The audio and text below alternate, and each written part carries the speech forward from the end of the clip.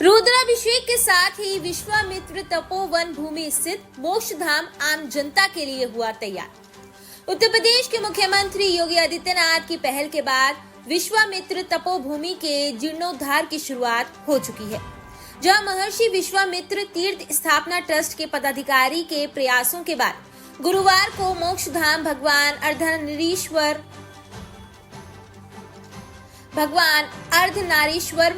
भगवान गणेश, पंचमुखी हनुमान के साथ भगवान कार्तिकेय की मूर्तियों का प्राण प्रतिष्ठा कार्यक्रम रुद्राभिषेक के साथ संपन्न हुआ। तत्पश्चात विशाल भंडारे का भी आयोजन किया गया, जिसमें हजारों श्रद्धालुओं ने बढ़ चढ़ कर हिस्सा लिया। कार्यक्रम में उत्तराखंड हरिद्वार से पहुंचे सैकड़ों की संख्या में साधु संतों ने तीर्थ स्थापना ट्रस्ट के साथ तपोभूमि के महंत शिवदास की प्रशंसा करते हुए भगवान की पूजा अर्चना की। इस मौके पर महर्षि विश्वामित्र तीर्थ स्थापना ट्रस्ट के अध्यक्ष महंत शिवदास, उपाध्यक्ष अश्वनी गुप्ता, सचिव रविंद्र एलन, सांस्कृतिक सचिव हिमांशु कंसल के साथ कोषाध्यक्ष मधु दास मौजूद रहे। विश्वामित्र तपोभूमि मोक्ष स्थली बहुत सारे नामों से अब जाना जाएगा। मेरठ के गगोल तीर्थ को आज समापन का दिन है। यहाँ 7 दिन से प्रोग्राम चल रहा था, 7वां दिन है। गगोल तीर्थ को ऊपर की तरफ उठाने के लिए, सनातन की स्थापना के लिए तरह तरह के आयोजन यहाँ पर हुए हैं। मोक्ष स्थली का जो आज रुद्राभिषेक के साथ शुभारंभ हो गया है। और जानेंगे यहाँ गगोल तीर्थ के महंत शिवदास जी हमारे साथ हैं, जानेंगे उनसे कि आज यहाँ पर कौन कौन आया। सुनने में आ रहा था लगातार कि उत्तराखंड से भी बहुत सारे साधु संत यहाँ पहुँचने वाले थे। सबसे पहले मैं दिखाऊंगा कि ये सरोवर, अपने कैमरामैन को बोलूँगा कि सरोवर दिखाएं। ये वही सरोवर है जिसकी स्थापना भगवान श्री राम ने की थी, जब विश्वामित्र के साथ अपने अनुज लक्ष्मण के साथ को लेकर यहाँ आए थे। और यहाँ हवन इत्यादि करने के बाद में इस राक्षस, जहाँ जिस धरती पर राक्षसों का राज था, यहाँ पर सनातन की स्थापना उन्होंने की थी। उसके बाद जब हवन समाप्त हो गया, हवन कुंड में की अग्नि को शांत करने के लिए भगवान श्री राम ने इसी सरोवर की स्थापना की थी। सरोवर में बहुत सारी खासियतें, बारिश हो या ना हो, गर्मी चाहे जितनी हो, ये सरोवर कभी भी सूखता नहीं है।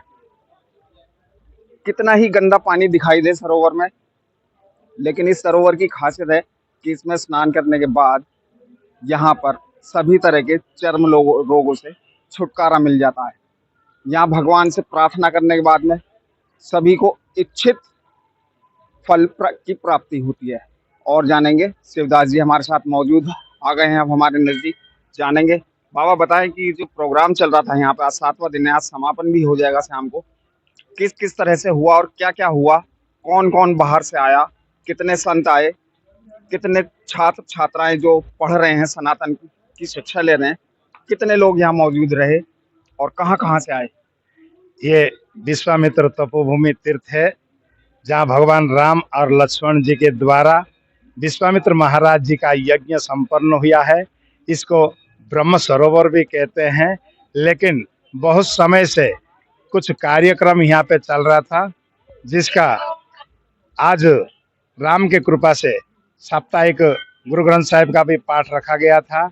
यज्ञ भी लगातार चल रहा था, लेकिन हमारे जो मन में अभिलाषा था कि संतों की भूमि में संतों के द्वारा और गुरुकुल के बालकों के द्वारा वेद मंत्रों के से इसका प्राण प्रतिष्ठा किया जाए, तो राम ने आज संपन्न किए हैं। जो हरिद्वार से हजारों की संख्या में संत भी यहाँ पे चल के आए थे। अब गुरुकुल से ग्वालीखेड़ा गुरुकुल से भी कुछ बालक आए हुए हैं, उनके द्वारा वेदों का अध्ययन पारायण करके सभी संतों के द्वारा रुद्राभिषेक करके इस कार्यक्रम को आज विश्राम दिया जा रहा है। अच्छा, एक विश्वामित्र तपोभूमि गगोल तीर्थ के महंत शिवदास जी, जिन्होंने बताया कि आने वाले समय में उन्होंने आने वाले श्रद्धालुओं से क्या उम्मीदें लगा के रखी हैं। अपने कैमरा पर्सन रूपाली के साथ Ujjwal Rastogi, welcome India news Meerut. और लेटेस्ट अपडेट के लिए सब्सक्राइब करें वेलकम इंडिया न्यूज चैनल।